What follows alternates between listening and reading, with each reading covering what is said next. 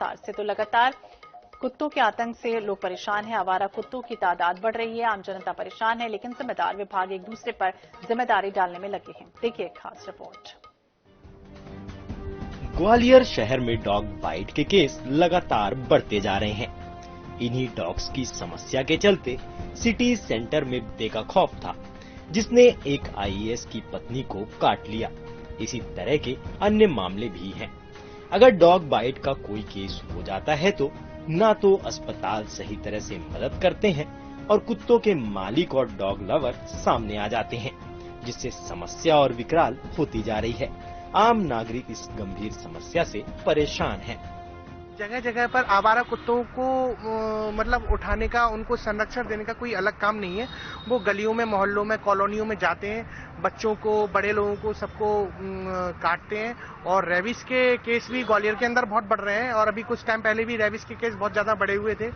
कुत्तों का कोई इंतजाम नहीं है। डॉग बाइट का मामला बढ़ता आ रहा है, तो प्रशासन को इसके लिए इनको कुछ इंतजाम करना चाहिए। जो बच्चों के लिए परेशानी हो रही है, कभी फिर रहे हैं, काट रहे हैं, पीट रहे हैं, बच्चों को दिक्कतें आ रही हैं। हाँ, वो बहुत काट रहा है। मेरे बच्चे को भी काट लिया एक ने, और देखते जा रहे हैं सड़क पे पागल कुत्ते बहुत हो रहे हैं। प्रशासन तो देखभाल करता तो पर ये होता ही क्यों?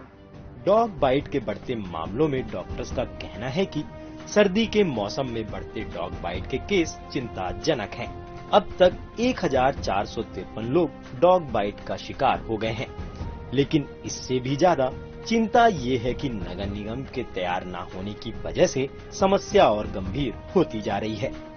जो मवेशी पालते हैं या कुत्ता पालते हैं, वो सड़कों पे छोड़ रहे हैं।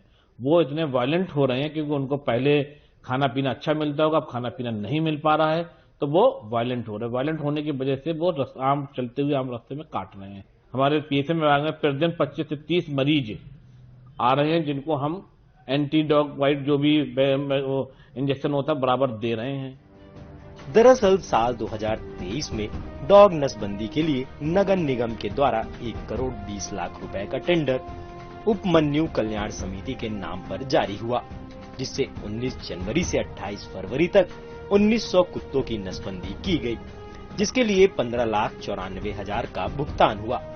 वहीं 1 मार्च से 31 मार्च तक 1400 डॉग की नसबंदी की गई, जिसके लिए 12,48,000 भुगतान किया गया।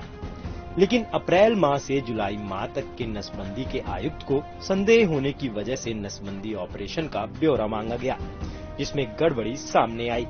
निगम ने एनिमल बर्थ कंट्रोल के लिए पिछला टेंडर निरस्त कर दिया और अब नई टेंडर की प्रक्रिया की जा रही है, जो अगले हफ्ते तक शुरू होने की संभावनाएं हैं। आज ही मेरे को रिपोर्ट प्राप्त हुई है। आज ही हम लोग जो वेंडर था उसको नोटिस जारी कर रहे हैं। उसको 7 दिन का नोटिस है, शीघ्र ही कार्रवाई करेंगे और हम लोग का ये है कि फिर उस प्रक्रिया को फिर से चालू करेंगे। 2023 में अप्रैल माह से ही कुत्तों की नसबंदी के फर्जी आंकड़े उपमन्यु कल्याण समिति के द्वारा निगम को भेजे जाने लगे। लगातार महीनों तक फर्जी ऑपरेशनों के आंकड़े नगर निगम अधिकारियों के संज्ञान में आए, जिसमें उन्हें संदेह की स्थिति मिली। हैरत की बात यह है कि इस उपमन्यु कल्याण समिति पर नजर रखने के लिए नगर निगम की तरफ से नोडल अधिकारी भी नियुक्त किए गए थे, लेकिन जांच के दौरान पाया गया कि इन महीनों में नोडल अधिकारी के द्वारा कोई भौतिक सत्यापन नहीं किया गया। जावेद खान, INS 24/7 ग्वालियर।